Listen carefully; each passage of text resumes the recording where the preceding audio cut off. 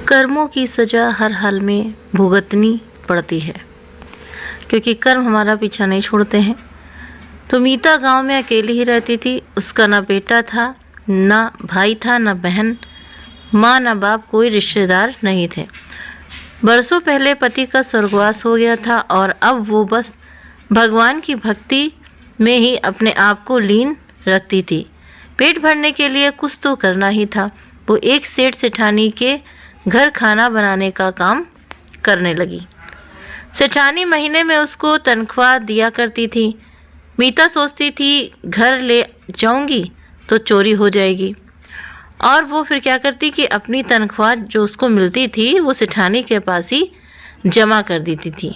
तो सेठानी उसको तनख्वाह के साथ साथ 2 वक्त की रोटी भी देती थी और उससे घर के छोटे मोटे काम भी करवा लेती थी। सेठ सेठानी का अच्छा लंबा चौड़ा कारोबार था।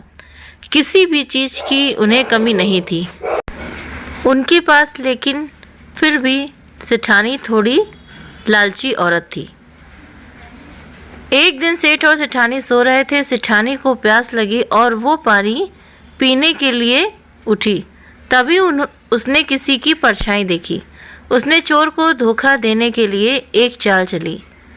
उसने सेठ जी को उठाया और उनसे बातें करने लगी। फिर उनसे बातों ही बातों में ज़ोर ज़ोर से बोला ताकि बात चोर के कानों तक पहुंच जाए। तो मीता के पास तो बड़ा पैसा है, वो कितने सालों से मुझसे तनख्वाह ले रही है और 1 रुपया भी खर्चा नहीं करती है। अब तो उसके पास बड़ा धन जमा हो गया होगा। आगे पीछे कोई है ही नहीं। अब चोर ने सोचा कि सेठ जी के घर चोरी करना आसान नहीं है। मीता तो अकेली ही रहती है, तो क्यों ना आज उसके घर जाया जाए। और वो चोर मीता के घर में दाखिल हो गया। अब उसने पूरा घर छान मारा, उसको कहीं भी कुछ भी नहीं मिला। तो उसने मीता को उठा दिया और कहा, बताओ जो तुम्हारे पास जो धन है तुमने कहाँ छिपा के रखा है। लेकिन मीता ने कहा, मेरे पास तो कोई धन नहीं है। तो चोर ने कहा, मैंने सेठानी की सारी बात सुन ली थी और अब तू मुझे बेवकूफ़ बना रही है। तुम्हारे पास धन है, वो कहाँ है, नहीं तो तेरी जान ले लूँगा। तो वही मीता ने कहा कि मेरे पास कोई धन नहीं, वो तो सेठानी जी के पास है। तुम सुबह तक का इंतज़ार करो, मैं तुम्हें लाकर दे दूँगी। लेकिन वो चोर नहीं मान रहा था। जब मीता ने बहुत ही ज़्यादा हाथ पैर जोड़े तब उसने कहा, ठीक है, मैं कल आऊँगा, तुम धन अपने पास लाकर रख लेना, और इस बारे में किसी से बात की तो तेरी खैर नहीं। फिर उसने गीता को जाते जाते गुस्से से धक्का मारा और ज़ोर से धक्का मार करके बोला कि हट, जाने दे मुझे कहकर, और गीता का सिर दीवार से टकरा गया। फिर क्या हुआ कि गीता की वहीं मौत हो गई और सुबह यह खबर पूरे गांव में फैल गई। तो गांव का हर इंसान दुखी था, क्योंकि जो मीता थी वो इतनी अच्छी गांव में हर किसी के काम आती थी। अब तो लालची सेठानी और भी ज़्यादा खुश हो गई थी और सोच रही थी अब तो सारा धन मेरा है। इसके तो ना आगे कोई था और ना कोई पीछे, और मेरे घर चोरी भी नहीं हुई। और उसने गीता का सारा धन हड़प लिया, जो जमा पूंजी वो सेठानी के पास में जमा करवाती थी। तो गांव में अब धीरे धीरे लोग गीता को भूलने लगे थे और सेठानी भी भूल गई थी कि गीता नाम की कोई औरत थी। उसे सेठ सेठानी की कोई औलाद थी ही नहीं। अब बरसों बाद जाकर उसे एक बेटी हुई और सेठ और सेठानी बहुत खुश थे कि ईश्वर ने झोली में उनके संतान डाली है। अब क्या हुआ कि बेटी बड़ी होने लगी और अब धीरे धीरे उसकी शादी का समय भी नज़दीक आने लगा और उन्होंने अपनी बेटी की बहुत ही अच्छे घर में और बड़ी धूमधाम से शादी भी की। लेकिन कहते नहीं कि कुदरत को कुछ और ही मंजूर था। शादी के बाद उसकी बेटी बीमार रहने लगी थी। उसका पति तो उसको बहुत प्यार करता था और उसकी बीमारी की वजह से उसके ससुराल वाले उसे प्यार नहीं करते थे, क्योंकि वो हमेशा बीमार रहती थी। अब उसकी बीमारी इतनी बढ़ने लगी थी कि खाट पर पड़े रहने की नौबत आ गई थी। इस कारण उसके ससुराल वालों ने उसे घर से निकाल दिया उसके पति ने भी अपना घर बार सब छोड़ दिया और पत्नी के साथ अपने ससुराल आ गया। अब सेठ सेठानी ने अपनी बेटी के ऊपर खूब पैसा लगाया कि बेटी ठीक हो जाए, लेकिन बेटी ठीक होने का नाम ही नहीं ले रही थी। बेटी को ठीक करने के चक्कर में जितना भी धन था वो सब धन लगा दिया था सेठ और सेठानी ने, लेकिन बेटी की बीमारी ख़त्म ही नहीं हो रही थी। फिर किसी ने बताया कि किसी दूसरे गांव में एक वैद्य जी रहते हैं, वो बहुत ही होशियार हैं और वो शायद तुम्हारी बेटी को ठीक कर दें। फिर उन्होंने सोचा चलो वहां जाकर देखते हैं, लेकिन बेटी तो चल फिर ही नहीं पा रही थी, उसको ले जाना बहुत मुश्किल था। फिर उन्होंने जैसे तैसे करके बेटी को वहां पहुंचाया। इस चक्कर में उनको वो पैसा भी खर्च हो गया था जो थोड़ा बहुत बचा था। अब जैसे ही बेटी वैद्य जी के दरवाजे पर पहुंची, बेटी ने क्या किया कि दम तोड़ दिया और वो बहुत दुखी हो गए सेठ, और लग गया और बेटी की जान भी नहीं बच पाई। और उन्होंने सोचा वापस जाने में हमको अब समय लगने वाला है, इसलिए उन्होंने बेटी का वहीं दाह संस्कार भी कर दिया और वो दुखी मन से लौटने लगे। रास्ते में थकावट हो गई तो सोचा चलो किसी पेड़ के नीचे विश्राम कर लेते हैं, और वो वहीं किसी पेड़ के नीचे बैठ गए कि तभी वहाँ से कोई सिद्ध महात्मा जी गुजरे।